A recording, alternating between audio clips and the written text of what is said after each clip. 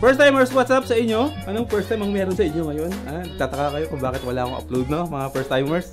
Pasensya na kasi sobrang busy ko lang lately kasi sobrang dami kong inaasikaso, mga first timers, kung alam nyo lang. Kahit gustuhin ko mag-vlog, hindi ko magawa kasi wala akong ginawa kundi mag-asikaso at mag-follow up at kung ano-ano pa. Pero lahat naman na to, mga first timers, ay para sa inyo, para sa ating lahat, no? So ayun mga first timers, isang magandang balita. Meron na tayong Aerox, Yamaha Aerox.